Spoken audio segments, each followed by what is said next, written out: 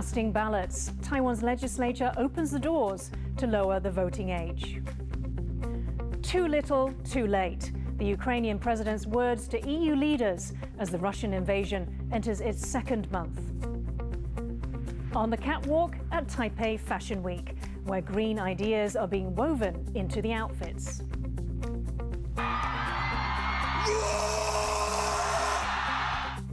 Ahead of Megaport, one of Taiwan's biggest music festivals, we go on a journey with its colourful co-founder, Freddy.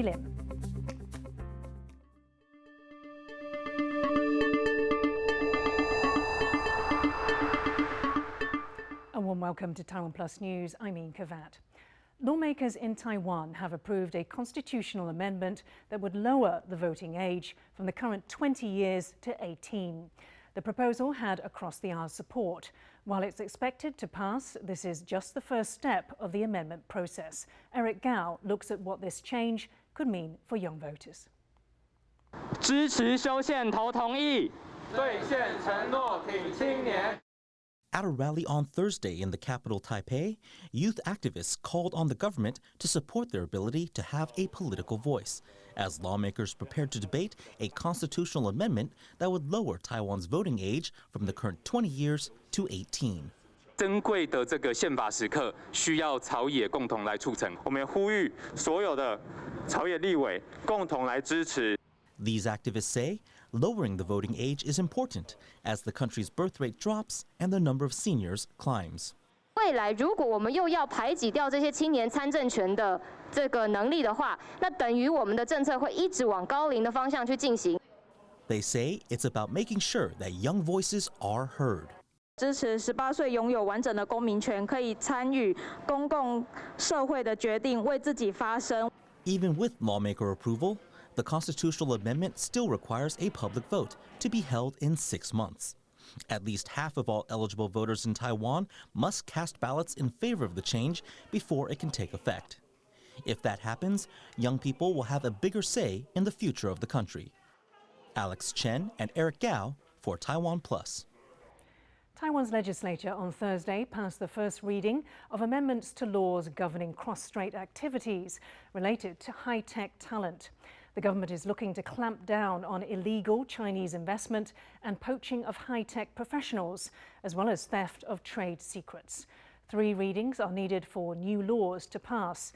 The new regulations would raise the current maximum fine for people who help Chinese companies to offer illegal services in Taiwan by 100-fold to 15 million Taiwan dollars or $500,000 US. It comes as prosecutors in the northern county of Hsinchu indicted 3 men accused of setting up a company and recruiting local talent to do chip-related R&D using money from a Chinese firm, bypassing government oversight of their activities. Prosecutors say the results of this research were then sent back to China. 外汇的形式呢，大陆公司已经汇款500多万的美金呢，到这个台资公司来支付薪水跟房资相关的费用。所派的3位高级干部呢，在台湾呢是以台资的名义来规避两岸人民关系条例的规定。 Taiwan's top-ranked table tennis duo has claimed another gold medal. Lin Enyu and Zhang Yijing won the mixed doubles championship title at the World Table Tennis Contender Tournament in Doha on Thursday. It's the pair's first mixed doubles title of the year and their 6th since they began playing together in 2019. At the same event, Taiwanese women's doubles team of Huang Yihua and Chen Siyu claimed silver. Now to the latest in the war in Ukraine. The country's President Volodymyr Zelensky has told European leaders they were too late in taking action to stop Russia's invasion. The statement comes as Ukrainian soldiers begin to push Russian forces back from the capital Kyiv. Ukrainian officials also announced a Russian landing ship has been destroyed in the city of Berdyansk. The humanitarian situation in many parts of the country is rapidly deteriorating. On Thursday, long lines formed outside aid centres in the city of Mariupol, which has come under some of the heaviest Russian bombardment. In response, the UN General Assembly passed a resolution demanding civilian protection and humanitarian access. TaiwanPlus reporter Louise Watt spoke to Volodymyr Dubovic, an associate professor at the Department of International Relations at the Odessa II Mechnikov National University in the southwest of the country. He is now in Lviv in western Ukraine, and Louise started by asking him what life is like in the city. A lot of people who moved from their homes away from bombings, so it's really crowded right now. They say that about 4 million people left Ukraine, went abroad, but it's much bigger number of people, internally displaced persons, who are within the country. They say between 7 to 8 million, maybe more. So it's really crowded because Western Ukraine is further away from the line of the front where the fighting is. And that's why a lot of people moved to the Western Ukraine right now.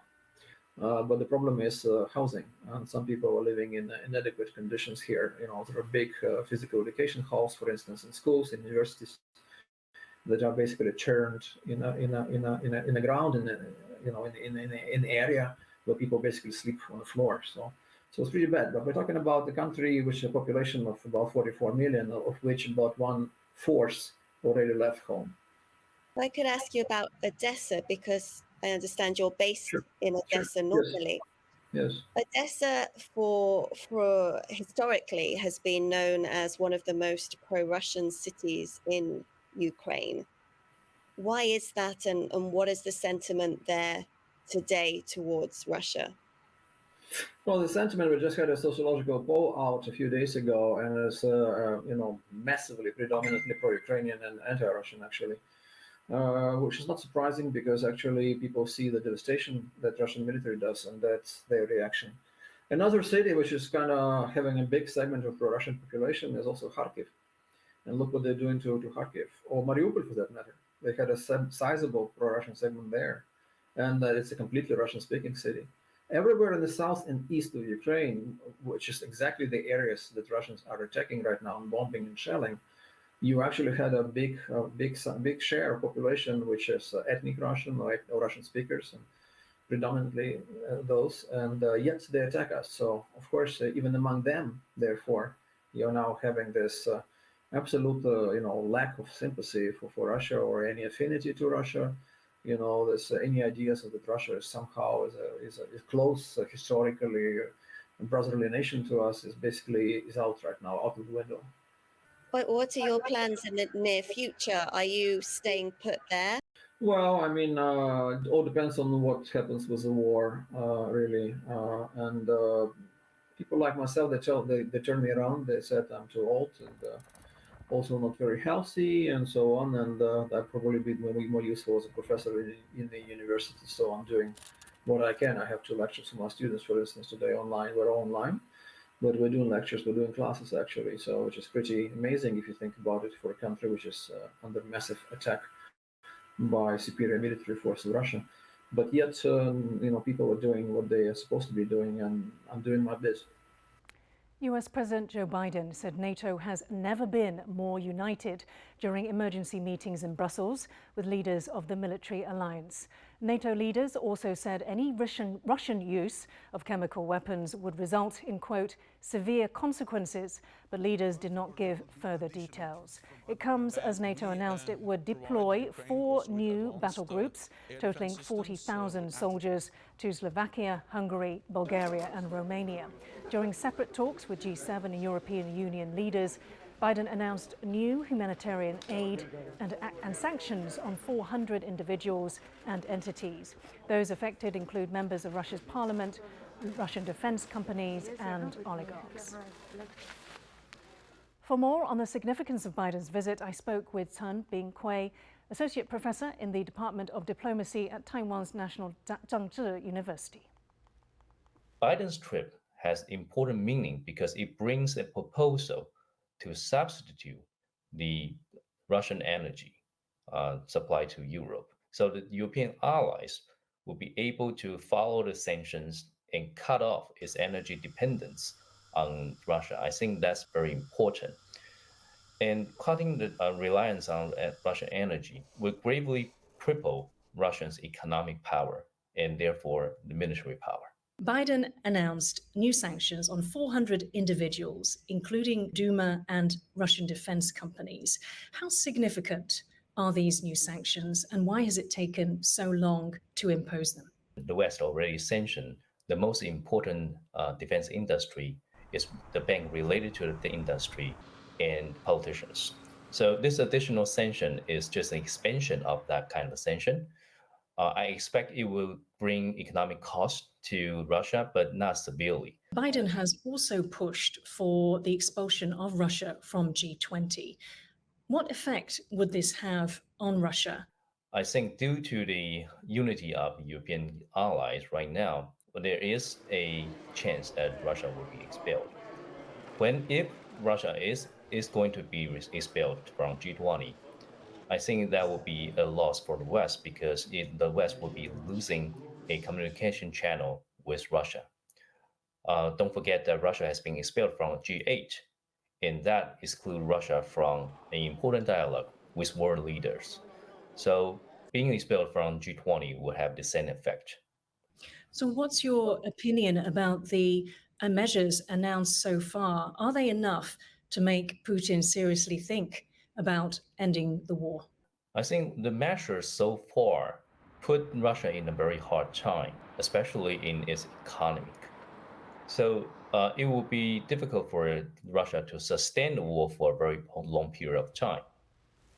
Japan has decided to freeze the assets of 25 more Russian citizens, bringing the total number sanctioned in response to the invasion of Ukraine to 101. Targets of the latest sanctions include Russia's former deputy prime minister and the chairman of a major state-owned bank, as well as 5 relatives of oligarch Sergei Chimizov.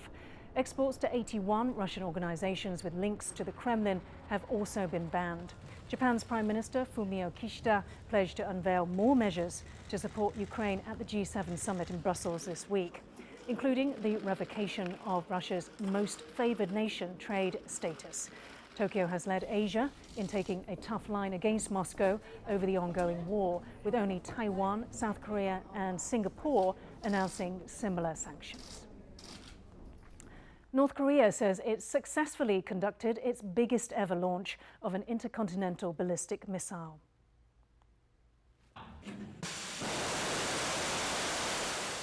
The missile launched on Thursday is believed to be the most powerful North Korea has tested yet.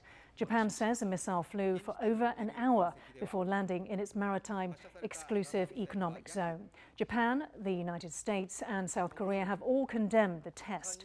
South Korea also responded with live fire drills using missiles of its own. This is North Korea's first ICBM launch since 2017. ICBMs are long-range missiles capable of reaching the US.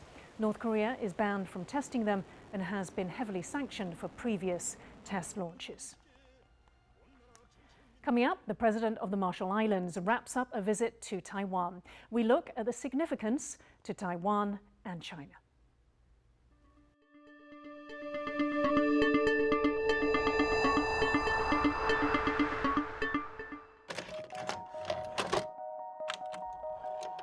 这是我们台湾人要送给台湾的礼物。我们都清楚，我们都在一起，在完成一件事情。这是我们的根。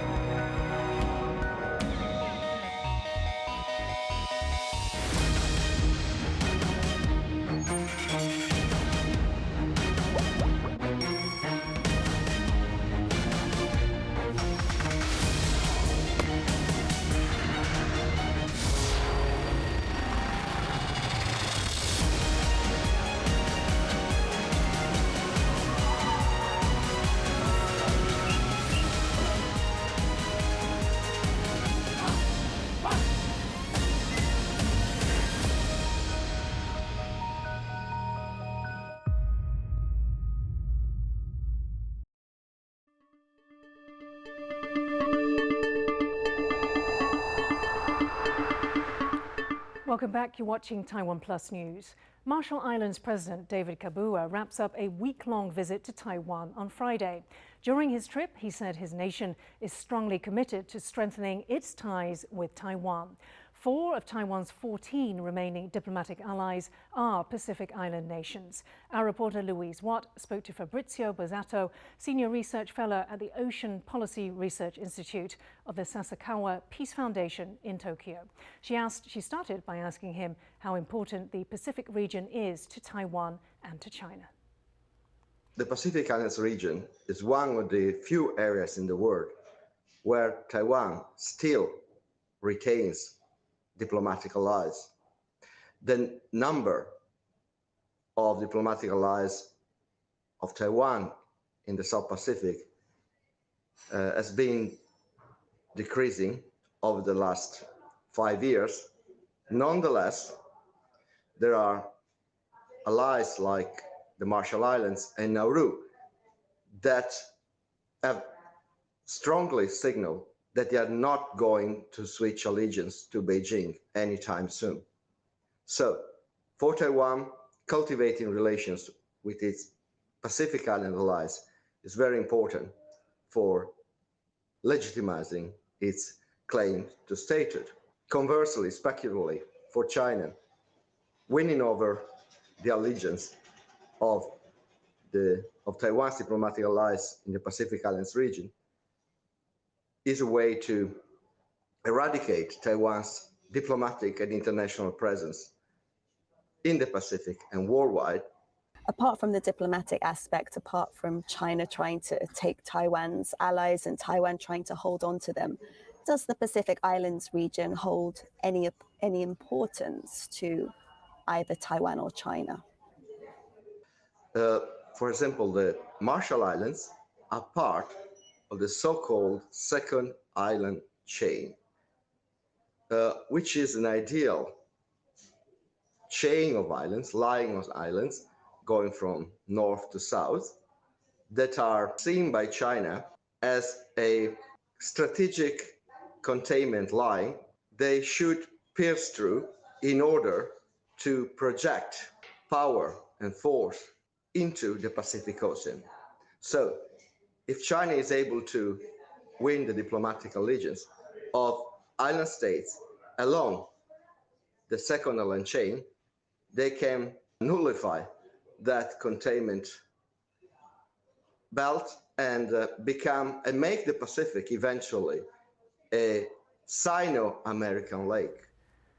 Taiwan reported 136 new cases of COVID-19 on Friday. 14 were local transmissions and 122 cases were imported. 10 of the new domestic cases are workers at a factory in New Taipei's Shulin district. Factory workers were given PCR tests after one of them, a Vietnamese national, developed a fever on Thursday and tested positive. A police officer in the northern city of Geelong also tested positive after taking a friend to a hospital. The friend later turned out to have COVID. Another member of the police force who came in contact with the infected officer has also tested positive. Organisers of a book fair in Italy have come under pressure from China over a Taiwan author. Chinese diplomats this week sought to change the country of origin of a Taiwanese illustrator at the Bologna Children's Book Fair. They demanded that the artist Zhou Pei-xin be listed as coming from Taiwan, China, instead of Taiwan. Zhou won the event's International Award for Illustration last week, and her work was on prominent display at this year's show, held this week. Organisers resisted the demand, but compromised by removing the country of origin of all past winners of the award. Taipei Fashion Week kicked off last night. It's an annual showcase of the latest trends from some of the top designers. As Phil Wang reports, this year's show also carried an important message. The latest trends were on display at this year's Taipei Fashion Show, and while models started down the runway, there was more on display than just the clothes, a fashion statement about environmental sustainability.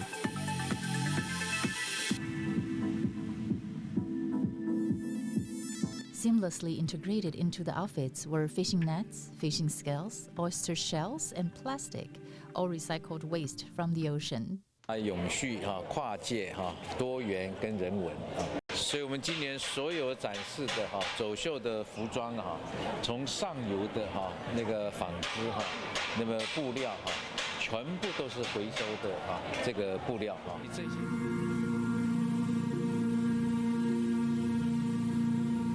The fashion industry has been labeled as one of the biggest global polluters. In a single year, it releases the same amount of greenhouse gases France, Germany, and United Kingdom combined, according to a report by McKinsey & Company consulting firm. The bulk of it coming from upstream textile and fabric manufacturing. 这些技术呢，也透过这样的一个时装秀呢，跟全世界那么让他看到。For Taipei Fashion Week, Taiwanese designers worked with the textile industry to not only weave the latest fashion trends for this season, but also a greener future for the industry. Damon Lin and Phil Wang for TaiwanPlus. One of Taiwan's biggest music events kicks off in the southern city of Kaohsiung this weekend, Megaport Music Festival. A lineup of top local bands and DJs and international artists will perform in seaside venues at the harbour. Megaport was co-founded in 2006 by Freddy Lim, frontman of the rock group Thonic and an independent lawmaker. Though the festival is now run by two other band members, Lim still remains a huge influence. Earlier, I sat down with Lim to find out what music means to him.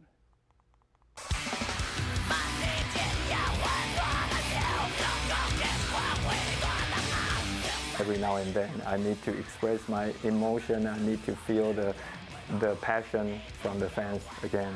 I need to feel those power in my music and to amplify it by my fans and exchange back to me.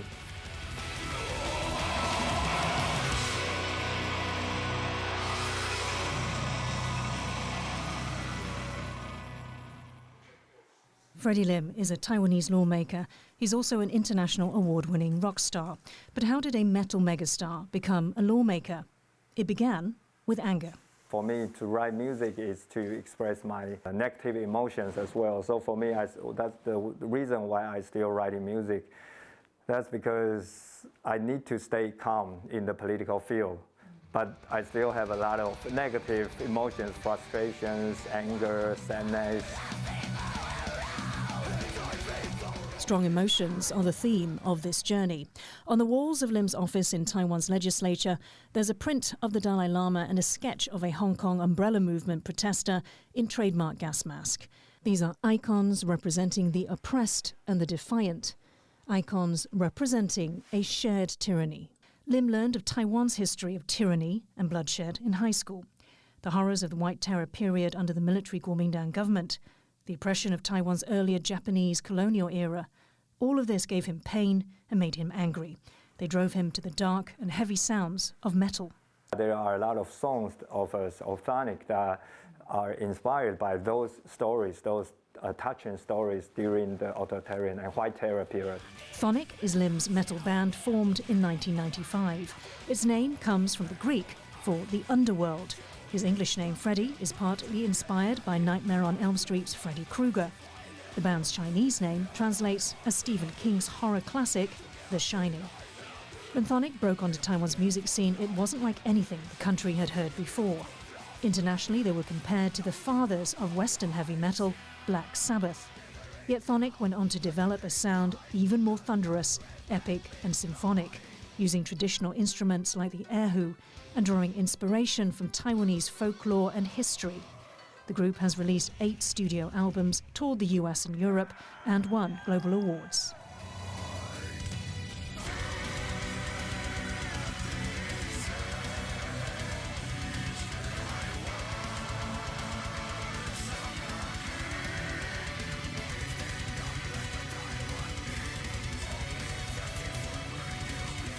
With lyrics like these, it was only natural that Lim would turn to activism.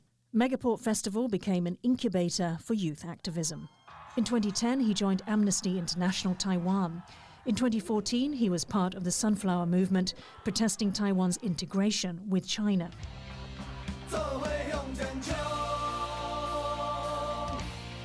From here, Lim's journey takes him easily into politics. Within 2 years, he became a member of Taiwan's legislature, representing a district in Taiwan's capital, Taipei. Lim has taken a strong stance against China's attempts to intimidate Taiwan into unification. He's known as one of the country's biggest pro-Taiwan independence politicians, though he prefers to call this Taiwan normalization.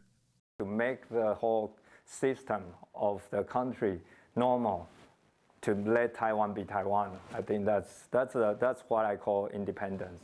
Lim's message of letting Taiwan be Taiwan has won him a loyal fan base. I think people read between the lines and get the feelings and inspired by those things and digest by themselves and then come up with something even better. This is a story of how a rock star becomes a politician, but also how across the world a shared tyranny unites people and makes them stronger. Patrick Chen and Yin Khvat for TaiwanPlus.